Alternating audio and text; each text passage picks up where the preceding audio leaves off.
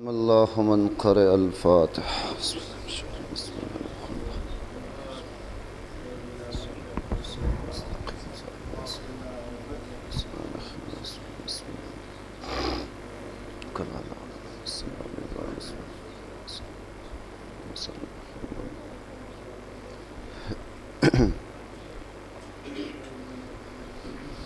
لا حول ولا قوة إلا بالله العلي العظيم. أعوذ بالله من الشيطان اللعين الرجيم. بسم الله الرحمن الرحيم. الحمد لله الذي هدانا لهذا وما كنا لنهتدي لولا أن هدانا الله. لقد جاءت رسل ربنا بالحق. والصلاة والسلام والتحية والإكرام مولانا مولى الثقلين جد الحسن والحسين أبي القاسم محمد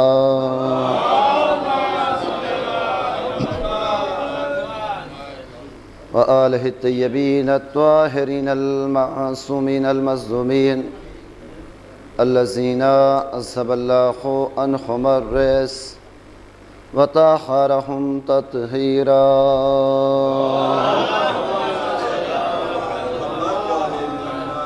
أما بعد فقد قال حق سبحانه تبارك وتعالى في محكم كتابه الحكيم وهو أصدق الصادقين وقوله الحق.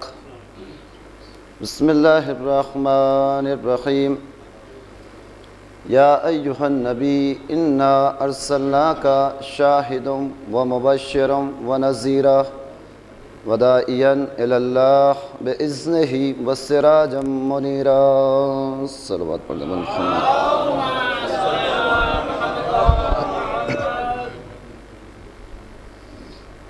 عزیزان ایمان، بزرگان ملت، ماتمداران سید الشہداء، قبل اس سے کہ آغاز گفتگو ہو، گزارش ہے ایک مرتبہ سورہ حمد اور 3 مرتبہ سورہ اخلاص کی تلاوت فرما کر مرحومہ کلثوم بیگم بنت ولایت حسین صاحب کی روح کو اصال فرما دیں.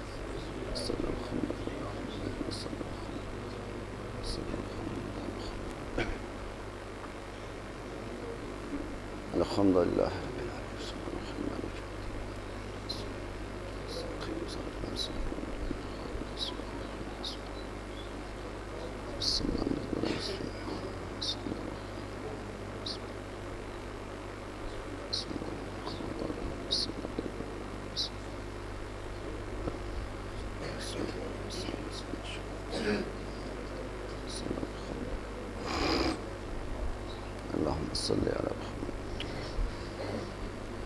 مل جل کر خاندان زہرا پر بلند ترین صلوات پڑھیں بر محمد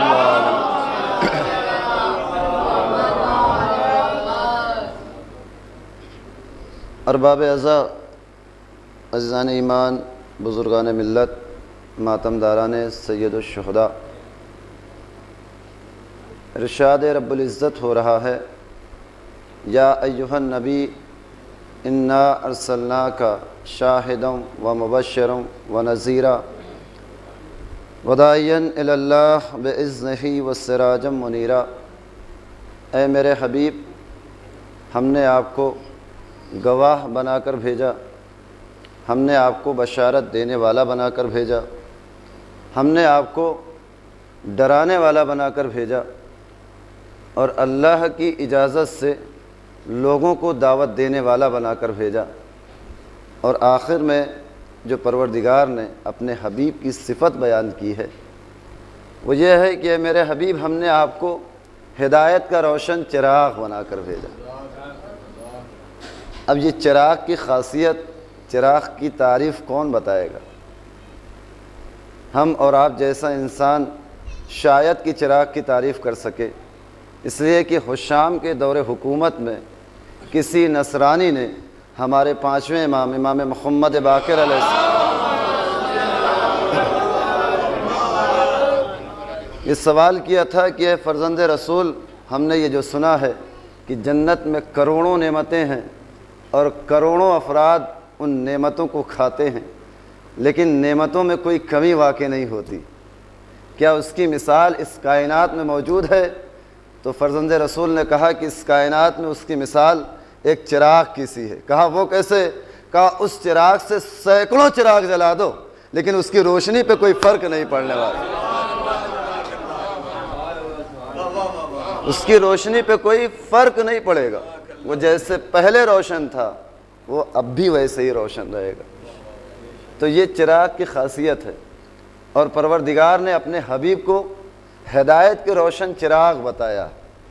خدا کی قسم اتنا لطف آتا ہے قرآن مجید کے سورہ احزاب کی غالباً 44ویں اور 45ویں آیت ہے، دونوں آیتیں مل کر اتنی خوبصورت ہو گئی ہیں۔ کیوں؟ اس لیے کہ پروردگار نے ان دونوں آیتوں کو ملا کر رسول اسلام کی 5 صفتیں بیان کی، اور ہمارا عقیدہ یہ ہے کہ جس چیز سے لفظ 5 جڑ جائے وہ چیز خوبصورت ہو جائے۔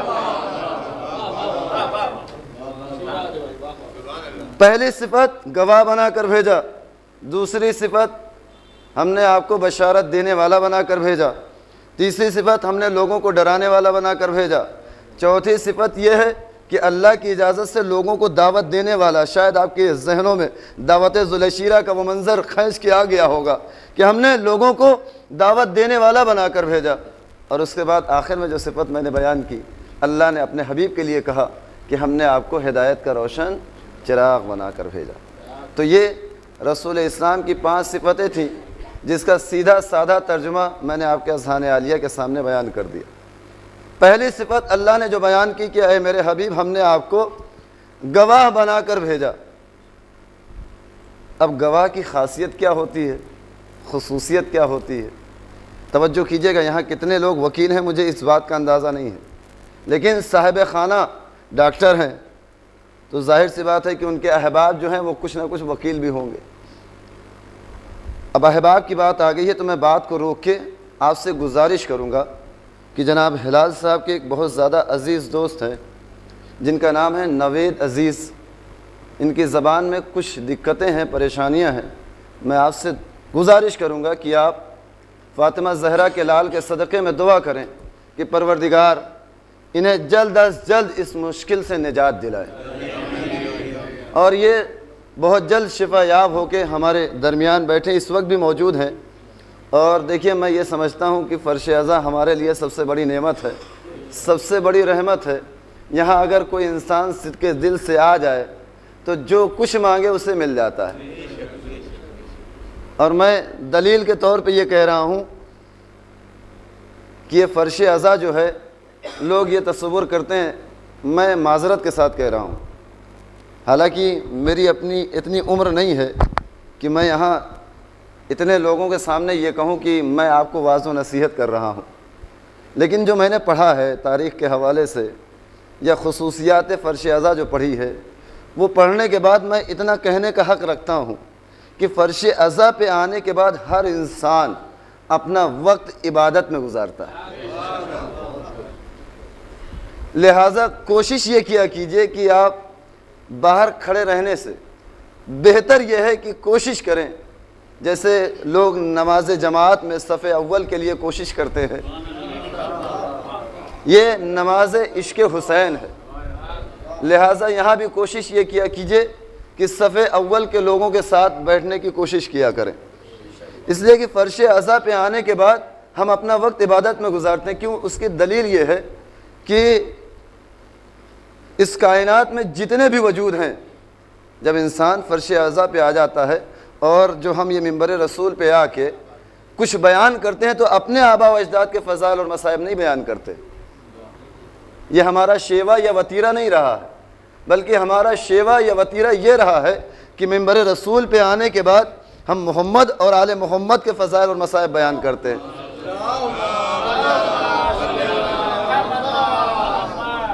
دیکھیے بڑی دیر سے اعلان ہو رہا تھا کہ ابھی مجلس شروع ہوگی، چند لمحات کے بعد مجلس شروع ہو جائے گی۔ میں آپ کو ایک چیز واضح کرنا چاہتا ہوں کہ اس کائنات میں جتنے بھی وجود ہیں، جتنے بھی وجود ہیں، چاہے وہ انسان کے وجود ہو یا چاہے حیوان کا وجود، جتنے بھی وجود ہیں ان وجودوں کی 4 جہتیں ہوتی ہیں. جتنے بھی وجود ہیں ان کی 4 جہتیں ہوتی ہیں. پہلی جہت کا نام ہے دیکھنا، دوسری جہت کا نام ہے سننا، تیسری جہت کا نام ہے لکھنا، اور چوتھی جہت کا نام ہے سوچنا سمجھنا. جو بھی آپ اس سے مراد لے لیں. تو اس کائنات میں جتنے بھی وجود ہیں ان کی 4 جہتیں ہوتی ہیں، لیکن ان 4 جہتوں میں صرف ایک جہت فائدہ دیتی ہے، باقی کی 3 جہتیں فائدہ نہیں دیتی.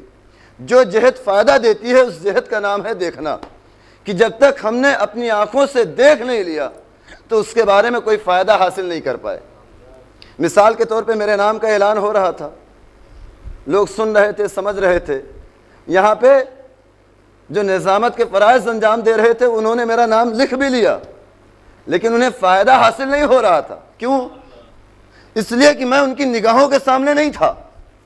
لیکن جیسے ہی میں ان کی نگاہوں کے سامنے آیا، انہوں نے مجھے دیکھ لیا، تو اب ان کی سمجھ میں آ گیا کہ میں نے جو نام لکھا تھا یہ وہی صاحب ہے. جب تک لکھا تھا سمجھ میں نہیں آ رہا تھا، لیکن جیسے ہی دیکھا سمجھ میں آ گیا کہ جس کے بارے میں لکھا تھا یہ وہی شخص ہے، یا جس کے بارے میں اعلان کیا جا رہا تھا یہ وہی شخص ہے. تو دیکھیے بیان کرنے کا مقصد یہ تھا کہ 4 جہتوں میں صرف ایک جہت فائدہ دیتی ہے، باقی کی 3 جہتیں فائدہ نہیں دیتی. اور جس جہت کو دیکھنے کے بعد فائدہ حاصل ہو جائے اسی کو کہتے ہیں دیکھنا. توجہ کیجئے گا، 3 جہتیں فائدہ نہیں دیتی، ایک جہت فائدہ دیتی ہے جس کا نام ہے دیکھنا. لیکن اس کائنات میں ایک شخصیت ایسی بھی گزری ہے کہ جس کی 4 جہتیں فائدہ دیتی ہیں، جس کی 4 جہتیں فائدہ دیتی ہے، اور اس ذات کا نام ہے علی. دیکھو تب بھی عبادت، بولو تب بھی عبادت، لکھ دو تب بھی عبادت. اس کا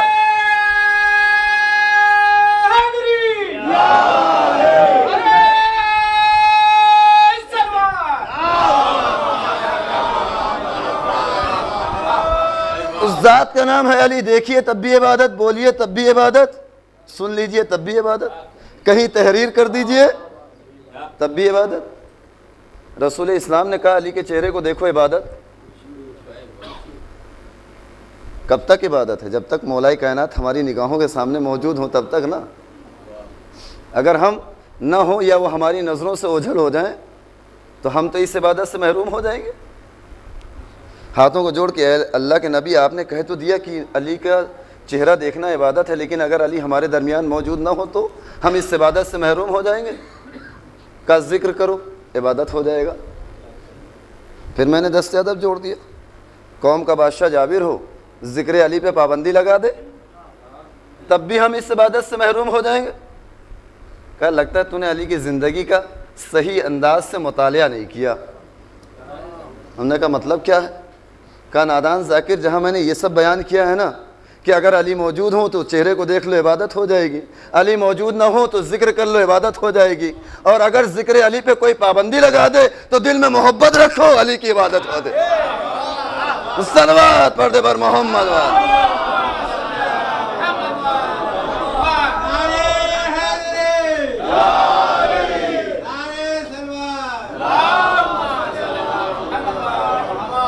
تو فرش عزا پہ آنے کے بعد ہم اپنے آبا و اجداد کے فضائل نہیں بیان کرتے، ہم اس کے فضائل بیان کرتے ہیں کہ جس کا ذکر کرنا عبادت ہے، جس کا ذکر تحریر کرنا عبادت ہے. تو یہ ہمارا وقت جو ہے وہ گزر جو رہا ہے یہ عبادت میں گزر رہا. اور دیکھیے ابھی میں نے کل یا پرسوں کی مجلس میں اسی محلے میں ایک جملہ کہا تھا، یہ فرش عزا امام حسین علیہ السلام کائنات کی سب سے بڑی یونیورسٹی کا نام ہے. اس سے بڑی یونیورسٹی آپ کو کہیں نہیں ملے گی، اس لیے کہ آپ کسی یونیورسٹی میں اگر جائیں گے تو وہاں کسی ایک موضوع کا انتخاب کریں گے، کسی ایک موضوع کے علم میں آپ فن مہارت حاصل کریں گے. لیکن یہاں آنے کے بعد اتنے مومنین کرام موجود ہیں، خدا کی قسم دست ادب جوڑ کے کہہ رہا ہوں، سوال کر رہا ہوں آپ سے، جنگ خیبر آپ کو معلوم ہے کہ نہیں معلوم؟ احد معلوم ہے کہ نہیں معلوم؟ صفین کے واقعات آپ کو معلوم ہے کہ نہیں معلوم؟ رسول اسلام کی حیات طیبہ کے بارے میں آپ جانتے ہیں کہ نہیں جانتے؟ مولائے کائنات کی سیرت طیبہ آپ نے پڑھی ہے کہ نہیں پڑھی ہے؟ سب کہیں گے مجھے معلوم ہے، سب کہہ دیں گے کہ مجھے معلوم ہے۔ جنگ خیبر ہمیں معلوم، یہاں تک معلوم ہو گئی ہے کہ اب لوگوں کو منع کر رہے ہیں کہ جنگ خیبر نہ پڑھو۔ صلوات پڑھے نا ماں۔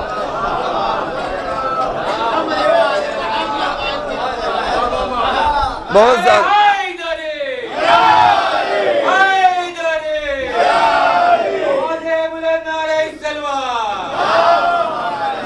لوگوں کو اتنا زیادہ علم ہو گیا ہے کہ انہیں جنگ خیبر سے پرہیز ہو گیا ہے۔ اب دیکھیے پھر میں جملہ کہہ رہا ہوں، آپ نے تو جان لی، آپ نے تو سن لی، یہ جو قوم کے مستقبل کے ستارے بیٹھے ہیں آپ کی نگاہوں کے سامنے، انہیں کیسے علم ہوگا؟ اور معاف کیجئے گا، میں وہی باتیں کہہ رہا ہوں کہ یہ بتائیے یہ تمام علم آپ کو کہاں سے حاصل ہوا؟ فرش عزا پہ بیٹھے ہیں، جھوٹ نہ بولیے گا۔ کبھی کتاب کا مطالعہ کیا آپ نے؟ کتاب اٹھا کے دیکھی کہ جنگ خیبر کیا ہے، جنگ احد کب لڑی گئی تھی؟ آپ کو یہ علم حاصل کہاں سے ہوا؟ یہ علم آپ کو کہاں سے حاصل ہوا؟ تو آپ برجستہ کہیں گے کہ ہمیں یہ علم فرش عزا امام حسین سے ملا ہے۔ کہاں سے ملا؟ فرش حسین سے ملا۔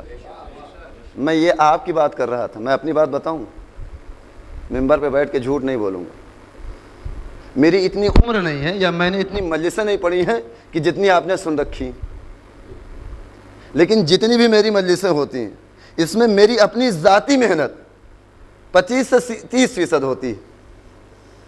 یعنی جو میں محنت کرتا ہوں مجلس حسین کے لیے، اس میں 25 سے 30%، باقی کا 70% کہاں سے آتا ہے؟ باقی کا 70% اسی فرش عزا سے آتا ہے اور یہی پہنچا دیا کرتا ہوں۔ صلوات پڑھ دے پر محمد وار۔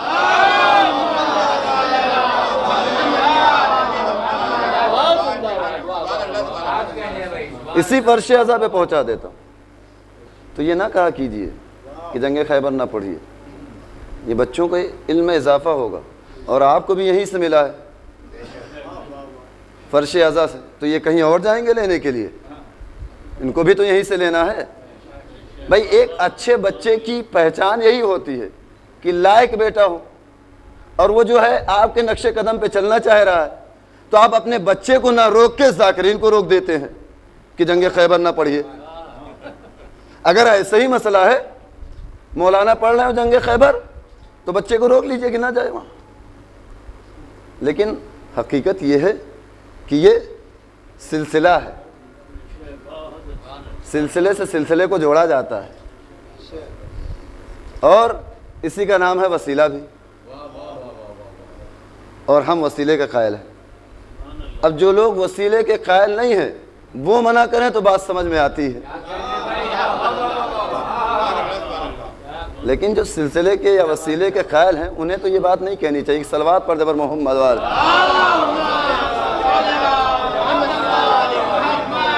تو یہ ایک جملہ معترضہ آ گیا تھا درمیان کلام میں جو میں نے بات کر دی، ورنہ میں موضوع کی طرف آ گیا ہوں، اور انشاءاللہ کوشش یہ کروں گا کہ موضوع کے ہی متعلق ساری باتیں یا جو کچھ معروضے میرے دامن میں ہیں وہ آپ کے اذہان عالیہ کے سامنے پیش کیے جائیں، آپ کے گوش گزار کرا دیے جائیں۔ کیا کہا کہ ہم نے آپ کو گواہ بنا کر بھیجا، یہ پہلی صفت رسول اسلام کی جو اللہ نے قرآن مجید میں سورہ احزاب کی آیت نمبر 45 اور 46 میں بیان کی کہ ہم نے آپ کو گواہ بنا کر بھیجا۔ تو دیکھیے جیسا مدعی ہوتا ہے، توجہ کیجیے گا، جیسا مدعی ہوتا ہے ویسا ہی گواہ تلاش کیا جاتا ہے۔ عزیز مصر کے محل میں ایک معصوم نبی کی عصمت خطرے میں پڑ گئی۔ توجہ کیجیے گا، جملوں کی قدر کیجیے گا، پسند آ جائے تو میری والدہ کے حق میں دعا کر دیجیے گا۔ عزیز مصر کے محل میں ایک معصوم نبی کی عصمت خطرے میں پڑ گئی۔ کیا ہوا تھا؟ زلیخا نے دامن یوسف کو چاک کیا، اور جب یوسف بھاگے تو اسی تعاقب میں عزیز مصر اس کی نگاہوں کے سامنے آ گیا۔ کس کے؟ زلیخا کے اور جناب یوسف کے۔ تو جیسے ہی زلیخا نے عزیز مصر کو دیکھا تو قرآن مجید نے بڑھ کر یہاں جملہ رقم کیا کہ من اراد بأہلک سوء، اپنی آنکھوں میں آنسو بھر کے لا کے عزیز مصر سے کہنے لگی کہ تمہارا اس شخص کے بارے میں کیا ارادہ ہے کہ جو تمہاری بیوی کے اوپر بری نظریے رکھتا ہو۔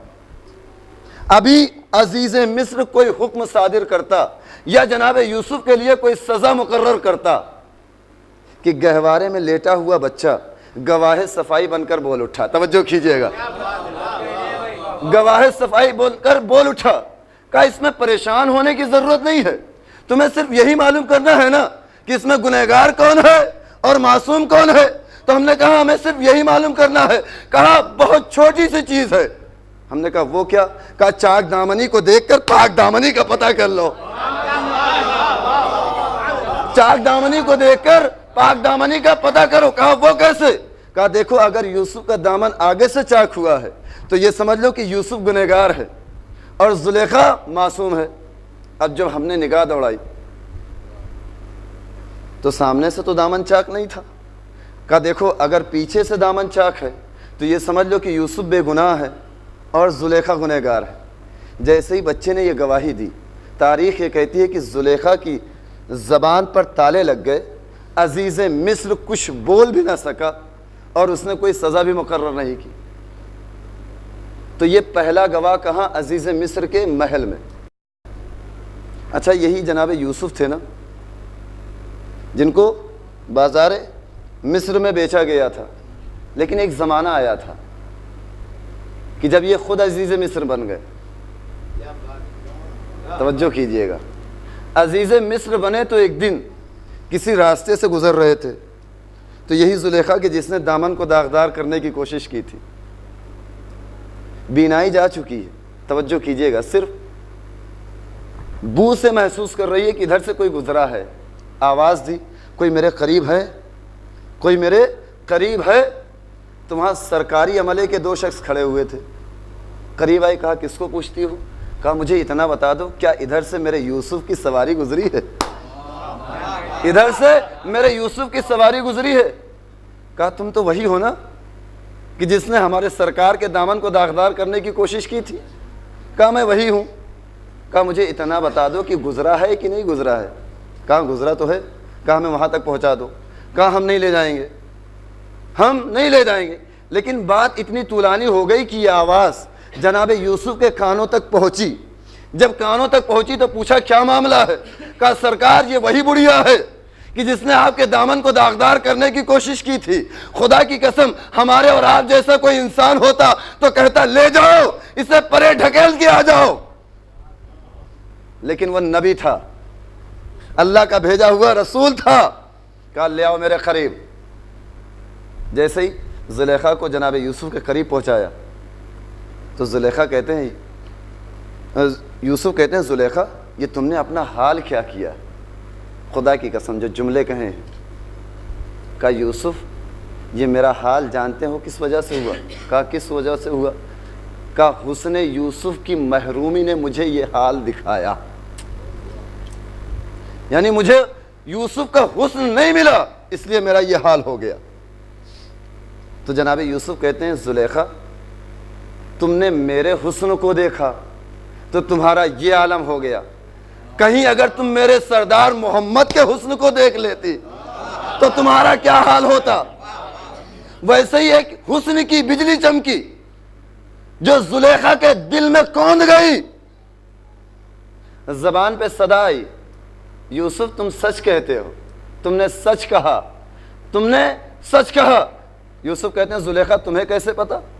کہا جیسے ہی تم نے نام محمد لیا، خدا کی قسم جیسے ہی تم نے نام محمد لیا ایک حسن کی بجلی گری اور میرے دل میں گھر کر گئی۔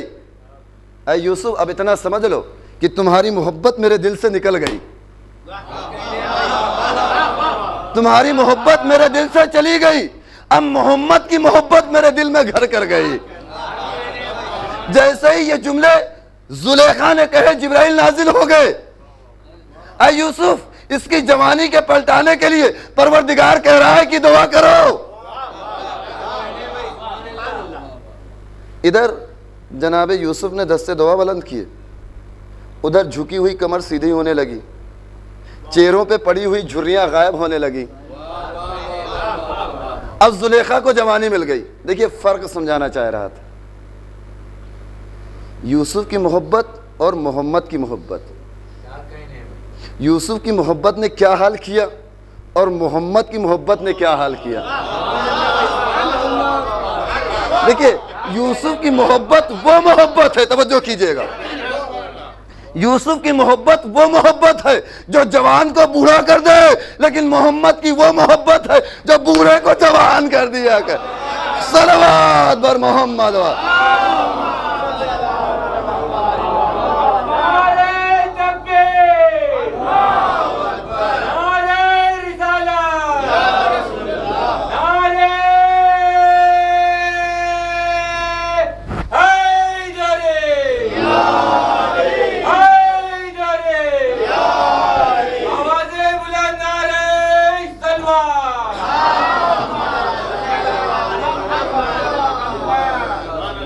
میری گزارش ہے حجت الاسلام مولانا علی سلمان صاحب سے کہ وہ قبلہ تشریف اندر لے آئیں. صلوات پڑھ دو.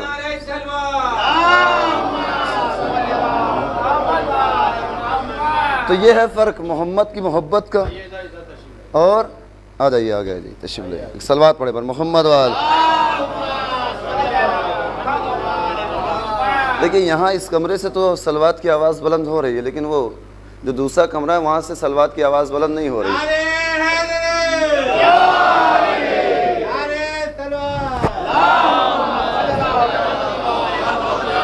دیکھیے صلوات پڑھا کیجئے، اس کا فائدہ یہ ہوتا ہے نا کہ جب محمد اور آل محمد پر یہ صلوات بآواز بلند بھیجی جاتی ہے تو اس کا اثر یہ ہوتا ہے کہ دلوں سے منافقت دور ہوتی ہے اور محبتیں قریب آ جاتے ہیں. صلوات پڑھے بر محمد وال. لہٰذا اس میں کنجوسی نہ کیا کیجئے. تو محمد کی محبت اور یوسف کی محبت، یوسف کی محبت لوگوں کو بوڑھا کر دیتی ہے، لیکن محمد کی محبت بوڑھے کو جوان کر دیا کرتی ہے. تو یہ پہلا گواہ تھا ہمیں کہاں سے ملا؟ عزیز مصر کے محل سے، کہ جہاں ایک گواہ نے معصوم نبی کی عصمت کو بچایا. آئیے اب دوسرا گواہ بیان کرتا ہوں. دوسرا گواہ ہمیں مقام ناصرہ کی اخبستہ زمین پر ہم نے یہ دیکھا کہ ایک معصومہ اپنے ہاتھ پر ایک معصوم کو لیے ہوئے کھڑی ہے اور دنیا کی بدترین قوم کے چالاک ترین افراد اس معصومہ کو اپنے گھیرے میں لیے ہوئے ہیں، لعن و طعن کر رہے ہیں اور کہہ رہے ہیں مریم نہ تم ایسی تھی نہ تمہارا باپ ایسا تھا، یہ تم نے کیا کیا؟ تو قرآن نے کہا کہ اس خاموش معصومہ پر لعن و طعن نہ کرو. قرآن کی روشنی کے اعتبار سے جناب مریم نے چپ کا روزہ رکھا. کائنات میں یہ واحد روزہ ہے کہ جو چپ کا روزہ رکھا گیا. قرآن کی روشنی کے اعتبار سے فَإِشَارَتْ إِلَيْهِ، اس بچے کی طرف اشارہ کیا. جیسے ہی جناب مریم نے بچے کی طرف اشارہ کیا تو ان لوگوں کی تیوریوں پہ بل چڑھ گئے. قرآن نے جملہ بڑھ کے نقل کیا کہ کیف نکلم من کان فی المہد صبیا. مریم تمہارا دماغ تو خراب نہیں ہو گیا؟ تم کہنا کیا چاہتی ہو؟ ارے ہم اس بچے سے کیسے گفتگو کریں؟ ابھی یہ بچہ گہوارے میں لیٹا ہوا انگوٹھا چوس رہا ہے، توجہ کیجئے گا. ہم اس سے کیسے گفتگو کریں؟ جیسے ان لوگوں نے یہ جملہ کہا تو گہوارے میں لیٹا ہوا بچہ ایک مرتبہ بولتا ہے انی عبد اللہ آتانی الکتاب وجعلنی نبیا. میں اللہ کا بندہ ہوں، میں تمہارا رسول بن کر آیا ہوں، میں کتاب لے کر آیا ہوں. جیسے یہ بولا وہ لوگ پیچھے ہٹ گئے. حالت یہاں بھی وہی تھی کہ زبانوں پہ تالے لگ گئے، کچھ بول نہیں پائے. کیا کہا کہ میں اللہ کا بندہ ہوں، کتاب لے کر آیا ہوں، تمہارا رسول بن کر آیا ہوں.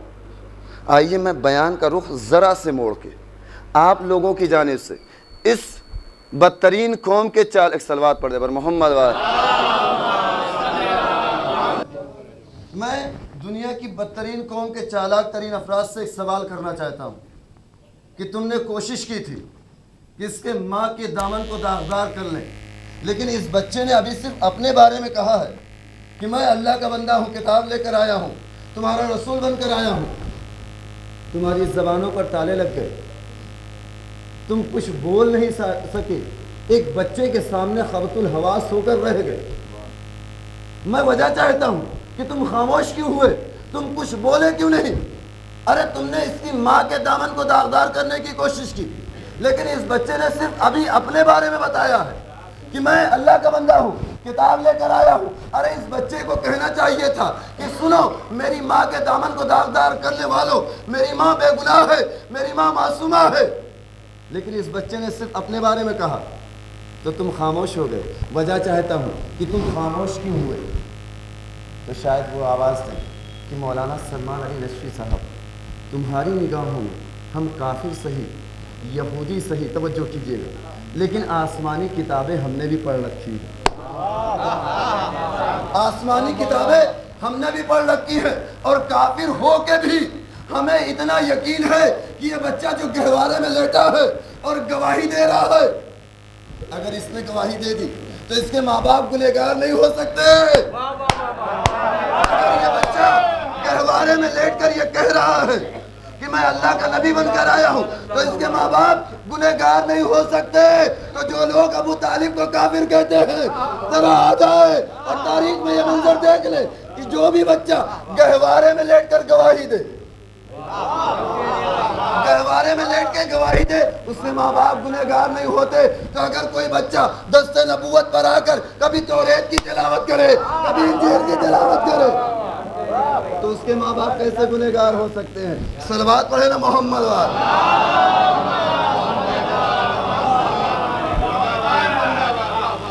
اگر کوئی گہوارے میں لیٹ کے گواہی دے دے تو قوم یہود کے نظریے کے اعتبار سے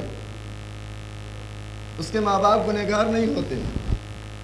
تو اگر کوئی بچہ گہوارے میں لیٹ کے کبھی توریت کی تلاوت، کبھی انجیل کی، کبھی زبور کی، کبھی قرآن کی، تو اس کے ماں باپ کیسے گنہگار ہو سکتے؟ خدا کی قسم یہ جملہ پروردگار کو اتنا پسند آ رہا کہ تمام نبی آئے اور آنے کے بعد چلے گئے، لیکن اللہ نے جناب عیسیٰ کو روک لیا۔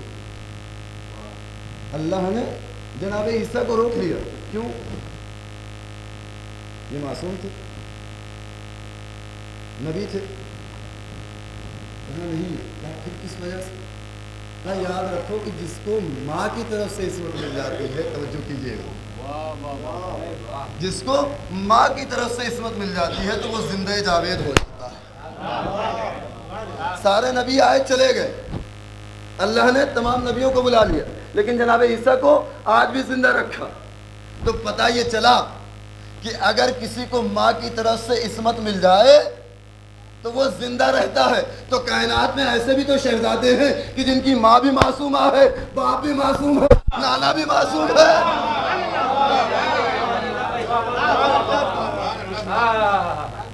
اور یہ خاندان تو ایسا ہے کہ جہاں نسل ہی جناب فاطمہ زہرا سے چلی۔ اور دیکھیے اس کائنات میں صرف 2 بطولیں گزری، توجہ کیجیے، کائنات میں صرف 2 بطولیں، ایک بطول جناب مریم بطول، ایک بطول ہماری شہزادی فاطمہ زہرا بطول۔ صلوات پڑھے نا محمد۔ کائنات میں صرف 2 بطولیں گزری، پہلی بطول کا نام جناب مریم بطول، دوسری بطول کا نام ہماری شہزادی معصومہ کون ہے؟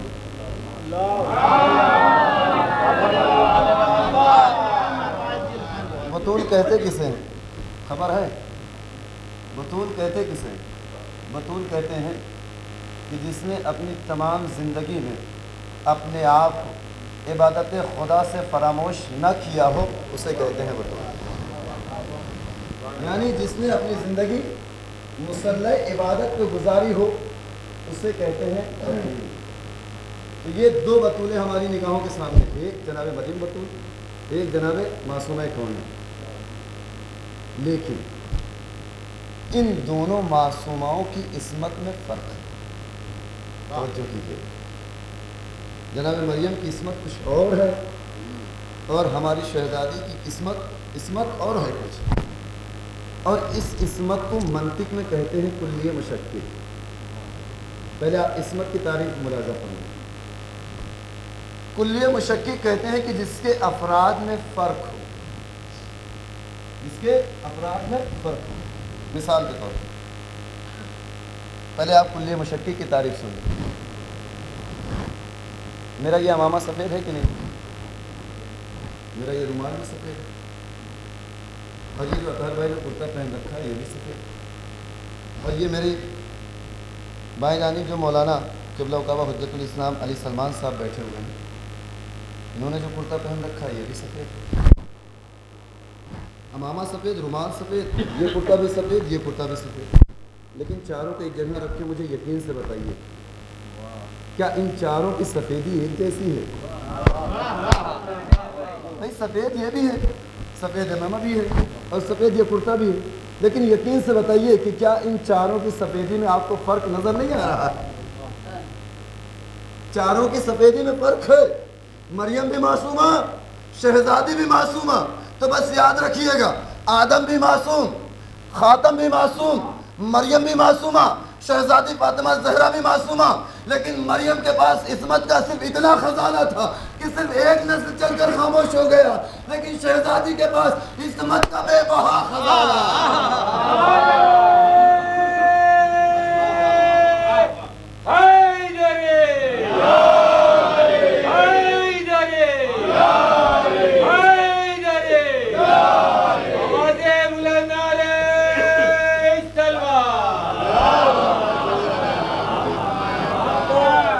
شہزادی کے پاس عصمت کا بے بہا خزانہ ہے جو آج تک 12 پشتوں میں قائم و دائم ہے.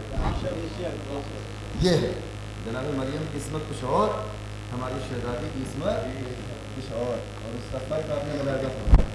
اور دیکھیں میں ایک بات عرض کرنا چاہتا ہوں کہ ابھی ماہ محرم سے پہلے ہمارے ہلال بھائی کی والدہ کا انتقال ہوا، لہٰذا میں تھوڑا سا ایصال کے لیے شہزادی کے فضائل اگر آپ لوگ اجازت دیں درمیان موضوع دو چار جملے ہماری معصومہ کے فضائل اور مناقب شمار کرنا ہماری بساط سے بڑا، لیکن جب ابتر ہونے کا طعنہ دیا گیا تھا تو اللہ نے اپنے حبیب سے کہا تھا انا اعطیناک الکوثر، میرے حبیب ہم آپ کو کوثر عنایت کریں گے. اور پورے قرآن مجید کو پڑھ لیجئے، خدا کی قسم آپ کو پورے قرآن میں صرف ایک جگہ لفظ کوثر ملے گا. علماء نے اور تفاسیر کرنے والوں نے یہ بتایا کہ جو لفظ کوثر ہے نا یہ ہماری شہزادی کا لقب ہے، ہماری شہزادی کا لقب ہے. تو یہ لفظ کوثر اور اللہ نے جو آیت استعمال کی کتنا اعطیناک الکوثر. علامہ علی حیدر موحدی اپنی کتاب الفضائل فاطمہ زہرا اس میں 2 لفظیں لکھتے ہیں، کہتے ہیں ہمارے درمیان 2 لفظیں ہیں، ایک ہے عطا اور ایک ہے آتا. عطا کہتے ہیں کسی کو اس کا حق دے دینا. صلوات پڑھیں پر محمد والے.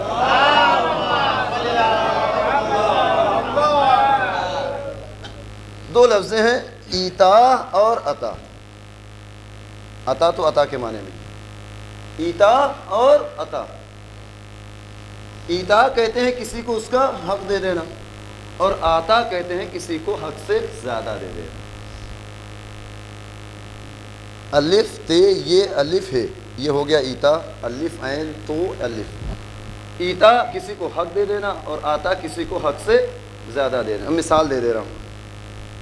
مثال کے طور پہ مجھے یہ قبا بنوانی ہے تو میں کسی درزی کے پاس جاؤں گا اور اس سے کہوں گا کہ یہ اسی ناپ کی ایک قبا بنا دو، لیکن دھیان رہے 4 جیبیں 6 لگا دیں. صلوات پڑھے نا محمد والے.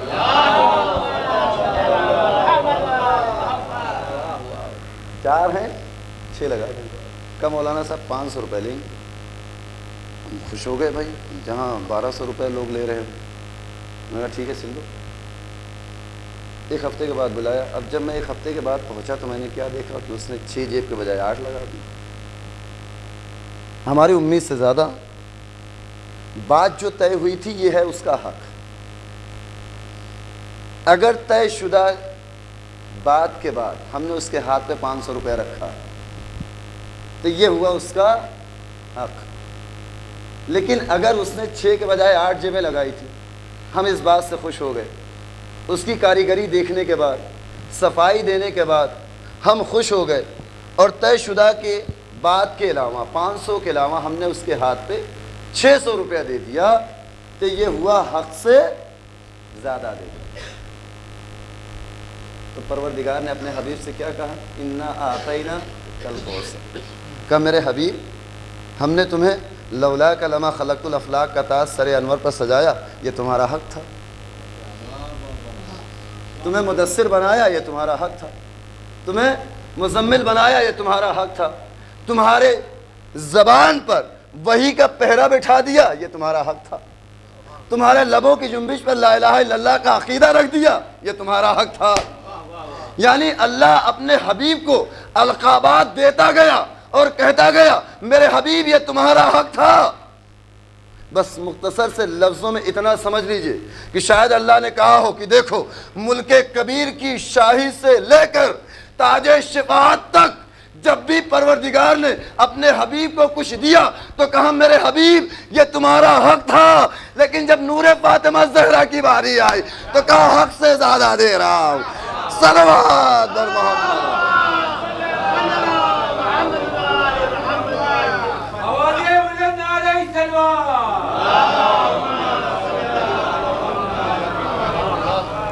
انا اعطیناک الکوثر، میرے حبیب ہم تمہیں حق سے زیادہ دے رہے ہیں۔ تو ہمارے پاس دو گواہ ہو گئے، ایک عزیز مصر کے محل میں اور ایک مقام ناصرہ۔ آئیے تیسرا گواہ بیان کر کے اب اسی کے ذہن میں جتنی باتیں آ جائیں اور اس کے بعد ربط مصائب اور آپ کی رحمتیں تمام۔ یہ ایک درمیان میں جملہ معترضہ آیا جو مجھے بیان کرنا پڑا۔ جب پیغمبر آخر الزماں کی گواہی کی باری آئی، دیکھیے توجہ کیجئے، ملاحظہ فرمائیے کہ کون کس کا گواہ بنتا ہے۔ اللہ نے جو اپنے حبیب کی صفت بیان کی نا کہ ہم نے آپ کو گواہ بنا کر بھیجا، پیغمبر آخر الزماں کی گواہی کی باری آئی تو لوگوں سے کہا کہ دیکھو میں تمہارا رسول بن کر آیا ہوں، اللہ کو ایک مان لو۔ کہاں اللہ کو ایک نہیں مانیں گے اور نہ آپ کو رسول۔ صادق مانتے تھے، صدیق بھی مانتے تھے، لیکن یہ ماننے کے لیے تیار نہیں تھے کہ تم اللہ کے بھیجے ہوئے رسول ہو اور اللہ بھی موجود ہے۔ اب اللہ کا نبی پریشان ہوا، دست دعا بلند کی، پروردگار یہ میرے بندے، یہ تیرے بندے میری امت کے لوگ ماننے کے لیے تیار ہی نہیں ہے کہ میں تیرا بھیجا ہوا رسول ہوں یا تو ایک ہے اکیلا ہے۔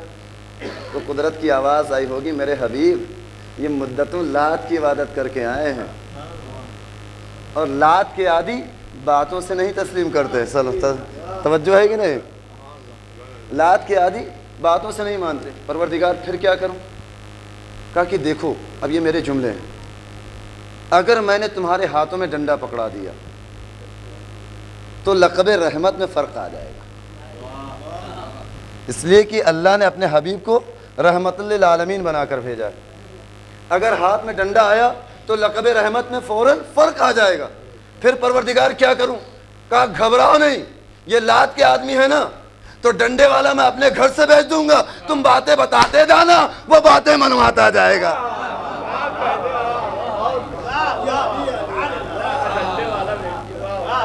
ڈنڈے والا میں اپنے گھر سے بھیجوں گا، تم بات بتا دینا، وہ بات منوا لے گا۔ اچھا ایک بات کہہ دوں کہ اگر جاہل ہوتے تو مان لیتے، یہ جاہل نہیں تھے، یہ ابو جہل تھے،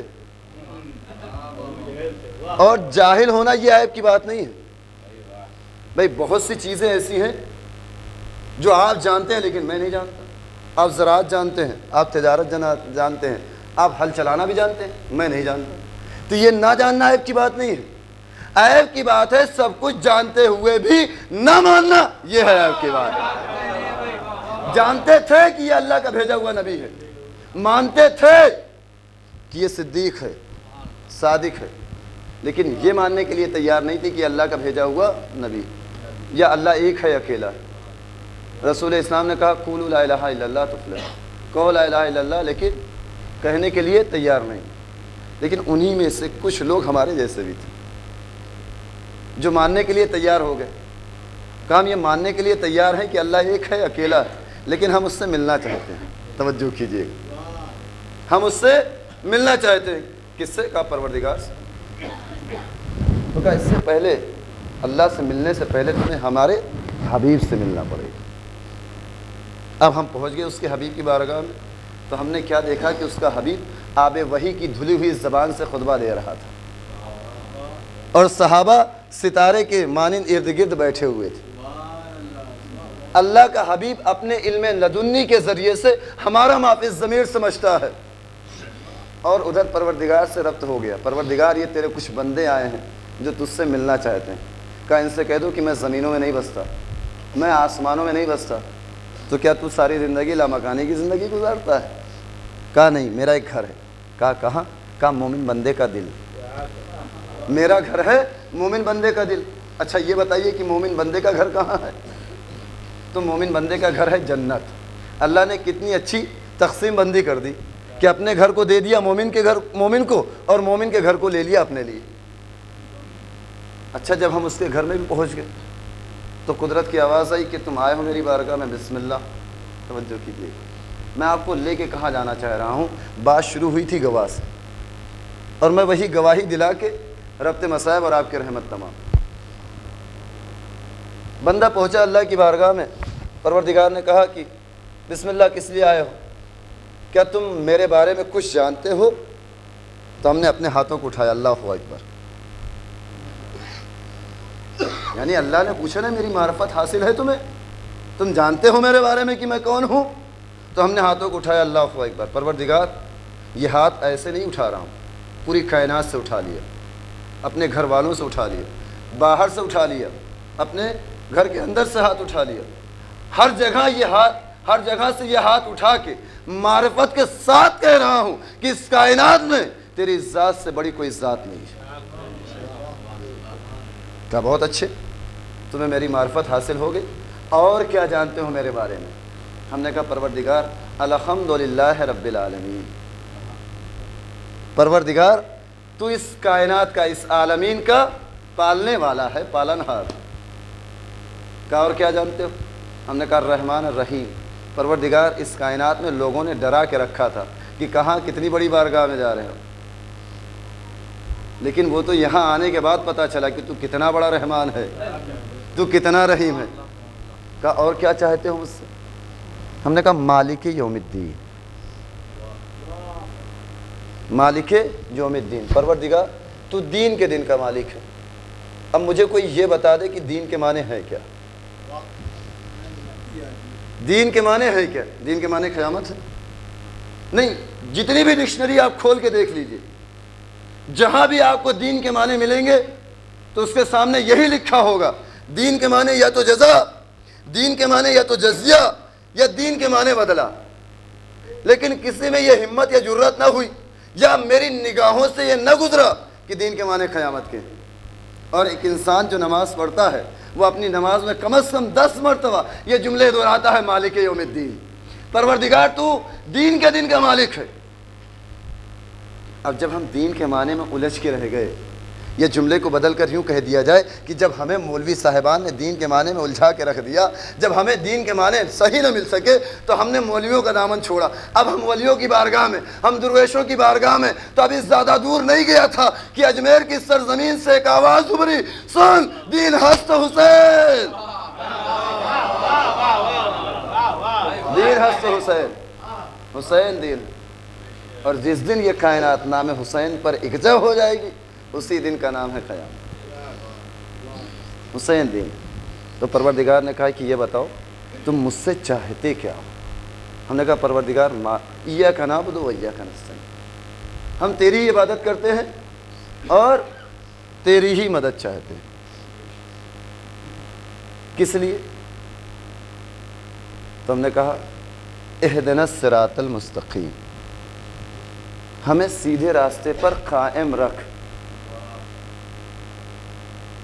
مذہب حقہ کے علاوہ اس کائنات میں جتنے بھی مذہب ہیں سب نے یہ ترجمہ کیا کہ ہمیں سیدھا راستہ دکھا۔ صرف اہل بیت کے در سے متمسک لوگوں نے یہ ترجمہ کیا کہ ہمیں سیدھے راستے پر قائم رکھ۔ کیوں قائم رکھ؟ دیکھیے یہ ترجمہ جو ہے یہ دراصل نظریات کا اختلاف ہے۔ اگر ہمیں راستہ دیکھا ہوا نہیں ہے تو ہم مسجد تک گئے کیسے؟ اللہ کی معرفت حاصل کیسے کی؟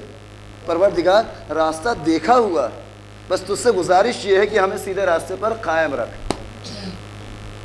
اہدنا الصراط المستقیم، کیوں قائم رہا اور یہ کس راستے پر قائم رہا؟ ہم نے کہا صراط الذین انعمت علیہم، اس راستے پر قائم رکھ کہ جس راستے پر تو نے اپنی نعمتیں نازل کی، اس لیے قائم رکھ۔ کیوں؟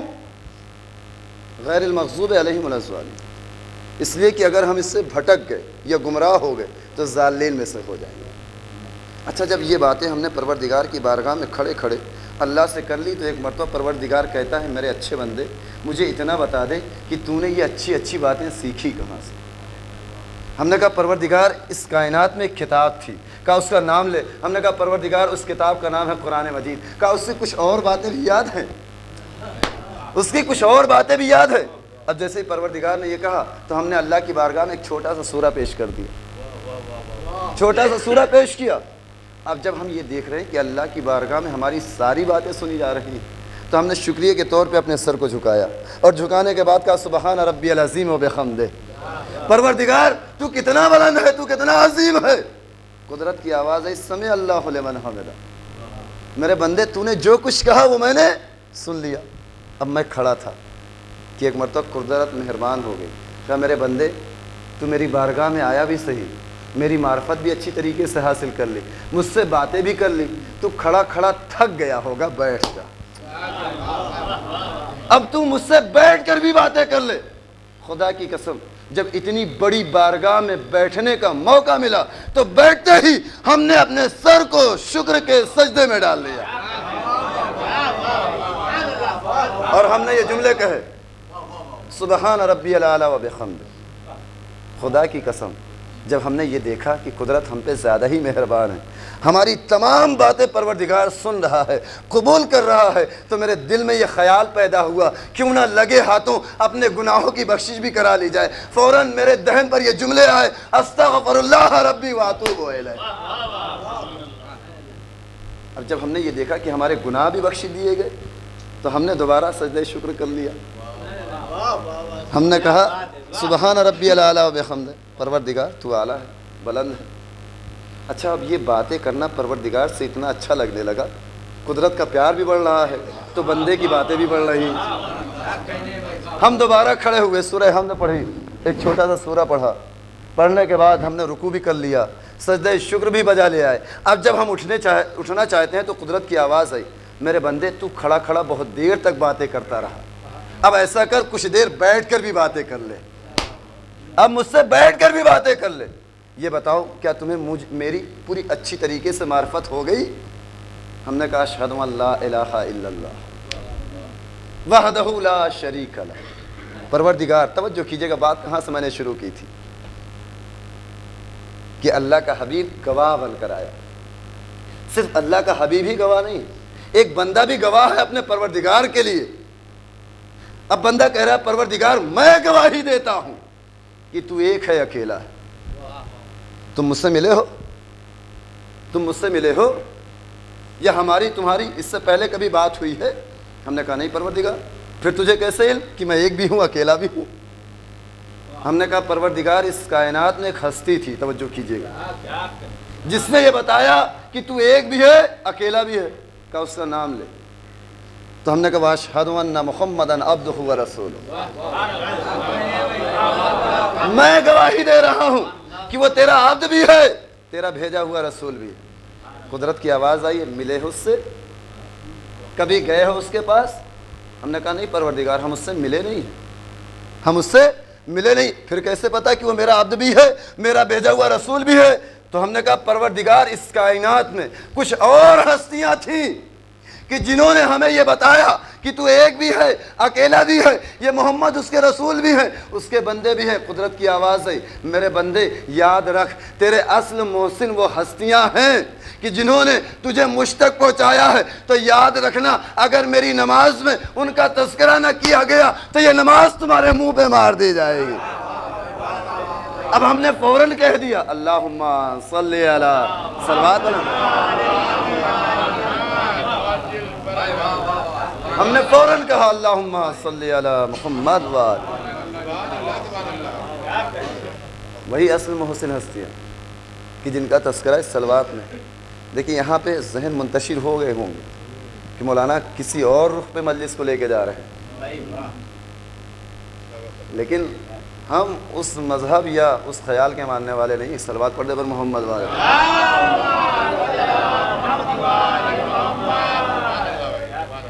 نہ میں کوئی مفتی ہوں نہ میں کوئی مجتہد ہوں.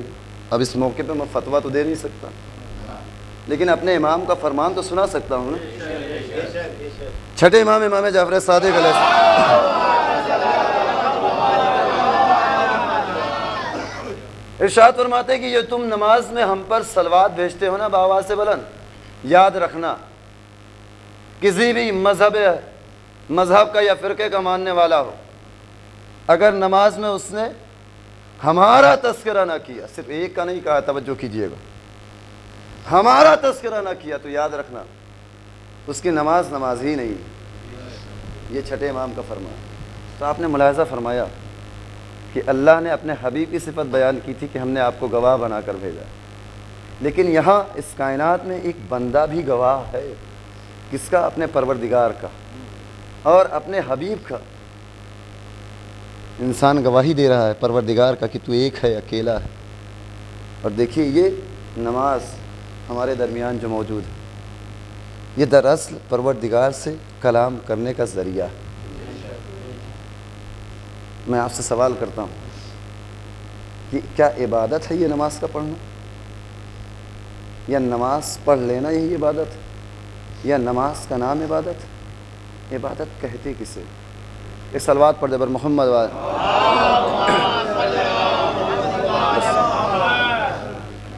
میں اپنے لفظوں کو سمیٹ رہا ہوں, پھر کبھی موقع ملا تو آگے بیان کروں, اس لیے کہ دامن وقت میں اب گنجائش نہیں ہے اور تاخیر بھی ہو چکی ہے, مجھے اس بات کا احساس ہے. لیکن ہر بانی مجلس یہ چاہتا ہے کہ اس کے ہاں معینہ وقت میں ہی مجلس ہو, لیکن یہ کبھی کبھی مجلس حسین کی ہی وجہ سے مجلس میں تاخیر ہوتی ہے. نہیں تو ہماری اور آپ کی کوئی بساط نہیں کہ ہم مجلس حسین میں تاخیر کریں. یہ ادھر ہی سے سلسلہ یا نظام طے ہوتا ہے کہ یہ مجلس کئے بجے شروع ہوگی. بہرحال تو ایک گواہ ہمیں مقام ناصرہ میں, ایک گواہ ہمیں عزیز مصر میں, اور ایک گواہ ایک بندہ جو اپنے اللہ کا بھی ہے گواہ, اپنے رسول کا بھی گواہ. ایسا نہیں ایمان. درمیان کلام میں نے شہزادی معصومہ کونین کا تذکرہ کیا تھا. میں اسی سے ربط دیتے ہوئے انشاءاللہ مصائب بیان کر کے آپ کی رحمتوں کو تمام کروں. رسول اسلام نے اپنی بیٹی کے لیے حدیث ارشاد فرمائی تھی کہ فاطمۃ حظیۃ منی. علماء ربانین کا یہ کہنا ہے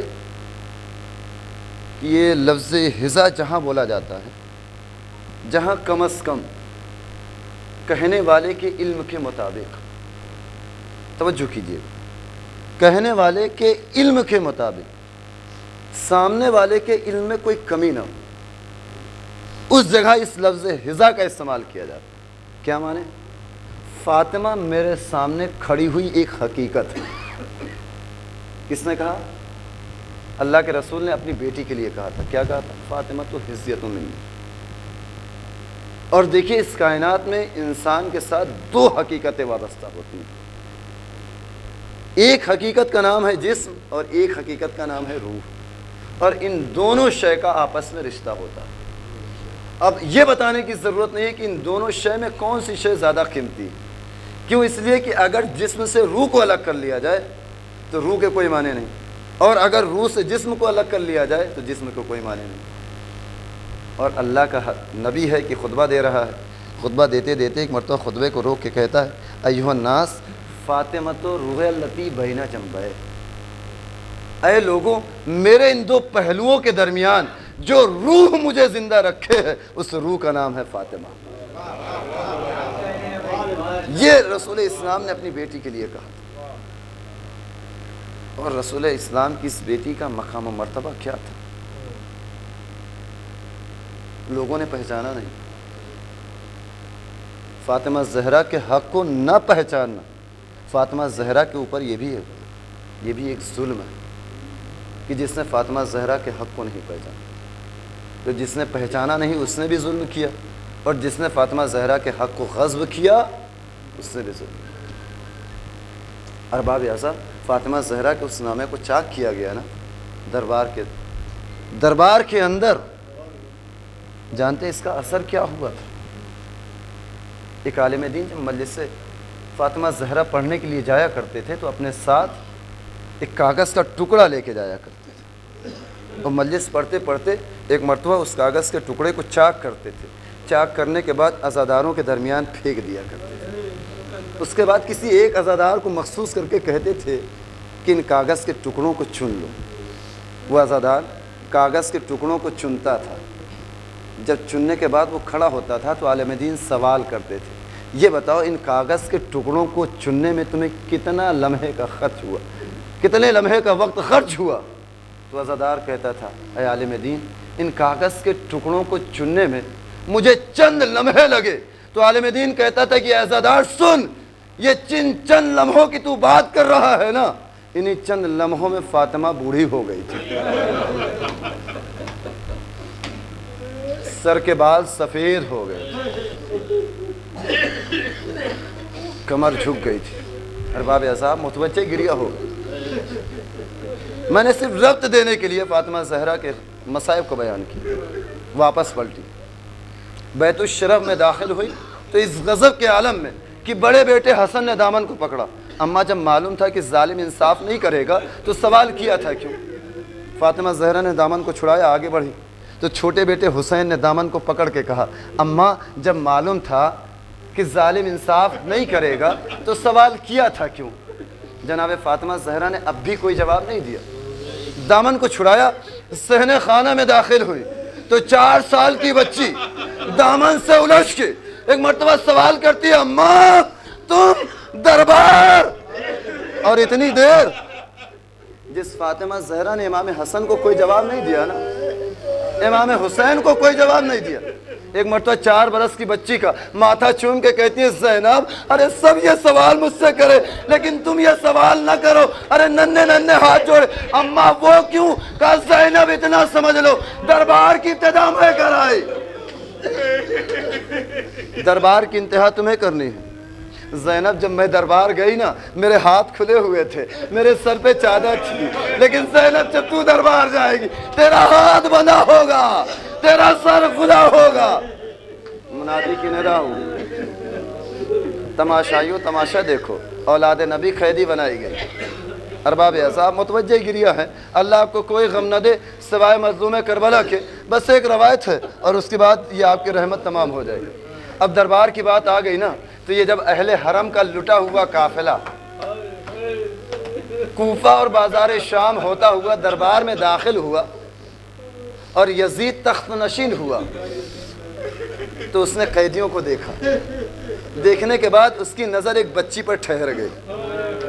اس نے کیا دیکھا کہ ایک بچی ہے جو بار بار اپنے پہلو کو بدل رہی ہے، سوال کر رہا ہے، شمر بتا یہ بچی کون ہے؟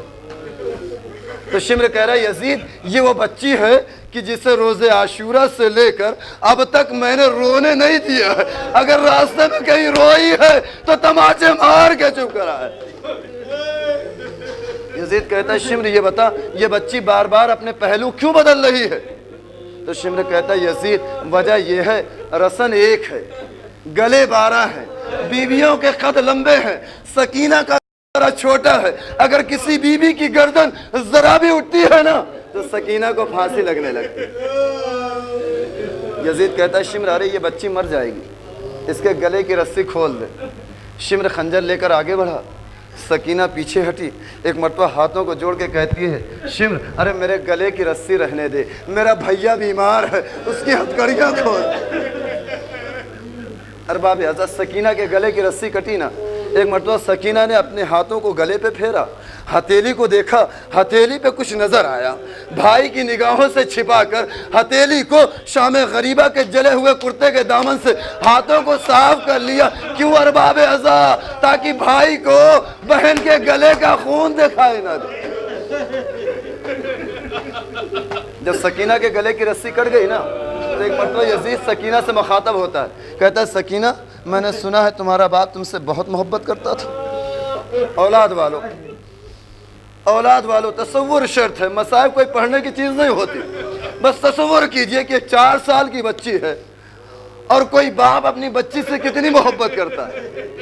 یزید کہہ رہا ہے سکینہ میں نے سنا ہے تمہارا بابا تم سے بہت محبت کرتا تھا۔ سکینہ نے کوئی جواب نہ دیا۔ یزید نے پھر سوال کیا کہ سکینہ میں نے سنا ہے تمہارا بابا تم سے بڑی محبت کرتا تھا۔ سکینہ نے اب بھی کوئی جواب نہیں دیا۔ اتنی دیر میں یزید کی 4 برس کی بیٹی، رملہ اس کا نام، ہیرے جواہرات پہنے ہوئے، ریشم و کمخاب کے ٹکڑے پہنے ہوئے، کنیزوں کی جھرمٹ میں دربار میں داخل ہوئی۔ ارے سارا دربار یزید کی بیٹی کے استقبال میں کھڑا ہو گیا۔ سکینہ یہ منظر دیکھ رہی تھی۔ یزید تخت سے اترا، بیٹی کو اٹھایا، پیار کر کے کہتا ہے سکینہ کیا تمہارا بابا بھی تم سے پیار کرتا؟ سکینہ کیا تمہارا بابا بھی تم سے پیار کرتا تھا؟ سکینہ نے اب بھی کوئی جواب نہیں دیا۔ تو ایک مرتبہ یزید غصے کے عالم میں کہتا ہے سکینہ میں نے سنا ہے تمہارا باپ امام تھا اور امام تو زندہ ہوتا ہے، اگر تمہارا بابا زندہ ہے تو اپنی محبت کا کوئی مظاہرہ پیش کرو۔ ارباب اعضاء جیسے ہی بات امام پر پہنچی نا تو ایک مرتبہ سکینہ نے پلٹ کر سید سجاد کو دیکھا، ہاتھوں کو جھوڑا، بھیا سجاد اب بات امامت پر آ گئی، اجازت ہے میں بابا کو بلاؤں؟ سید سجاد سے اجازت ملی نا تو میری طرف متوجہ ہو، میری طرف متوجہ ہو جائے ارباب اعضاء۔ جیسے ہی جناب سکینہ کو اجازت ملی نا تو ایک مرتبہ جناب سکینہ نے شام غریبہ کے جلے ہوئے کرتے کا دامن پھیلایا، سر حسین پر دیکھا۔ سر حسین کو دیکھنے کے بعد ایک جملہ کہتی ہے، کہا بابا بابا میری خاطر نہیں، اولاد والوں تصور شک ہے۔ جناب سکینہ سوال کر رہی ہے، جناب سکینہ اپنے بابا کو مخاطب کر کے کہہ رہی ہے نا بابا میری خاطر نہیں امامت کی خاطر آ جائیے۔ ارے جیسے ہی جناب سکینہ نے یہ صدا بلند کی، تش سے سر حسین اٹھا، سکینہ کی گود میں آیا۔ ارے مدتوں کی بچھڑی ہوئی ملی نا۔ سکینہ نے باپ کے منہ پہ منہ رکھ کے کہا بابا میرے بندے، بابا میرے تماچے۔ دربار میں کوہرام برپا ہو گیا۔ جب یزید نے یہ دیکھا نا کہ اب دربار میں قیامت آ جائے گی، شمر کو حکم دیا کہ اس بچی سے سر حسین لے لے ورنہ دربار میں قیامت آ جائے گی۔ شمر خنجر لے کر آگے بڑھا، سکینہ پیچھے ہٹی، ہاتھوں کو جوڑ کے کہتی میں عباس کی بھتیجی ہوں، بابا کا سر نہیں دوں گی۔ ارباب اعضاء اگر تاریخ میں یہ منظر لکھا ہوا نہ ہوتا یا میں نے بزرگوں سے سنا ہوا نہ ہوتا تو خدا کی قسم میری زبان جل جاتی، میں یہ جملے نہ پڑھتا۔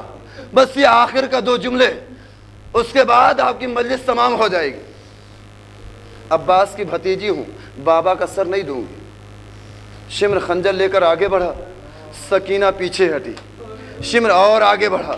اب ایک مرتبہ اس نے اپنے ہاتھوں کو بڑھایا، ایک ہاتھ حسین کی زلفوں میں ڈالا، ایک ہاتھ سکینہ کے بالوں میں ڈالا، سر حسین کو کھینچنا چاہا۔ سکینہ نے مجبور ہو کے اپنے بابا کا سر چھوڑا۔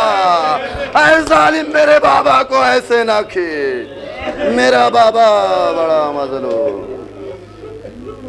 الا لعنت اللہ علی قوم الظالمین، سیعلم الذین ظلموا ای منقلب ینقلبون۔ پروردگار تجھے محمد والے محمد کا واسطہ ہماری اس مختصر سی عزا کو قبول فرما۔ پروردگار تجھے محمد والے محمد کا واسطہ اس مجلس کا ثواب مرحومہ کو ان کی قبر میں پہنچے۔ پروردگار تجھے محمد والے محمد کا واسطہ جہاں کہیں بھی شیعان حیدر کرار ہیں ان کی جان مال عزت آبرو خون ناموس سب کی حفاظت فرما۔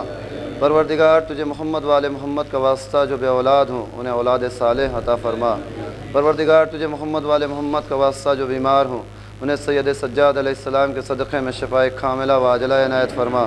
پروردگار تجھے محمد والے محمد کا واسطہ دعاؤں میں سب سے بڑی دعا ہمارے امام زمان علیہ السلام کے ظہور میں تعجیل فرما۔ حضرات گزارش ہے 1 مرتبہ سورہ حمد اور 3 مرتبہ سورہ اخلاص کی تلاوت فرما کر کلثوم بیگم بنت ولایت حسین صاحب کی روح کے ساتھ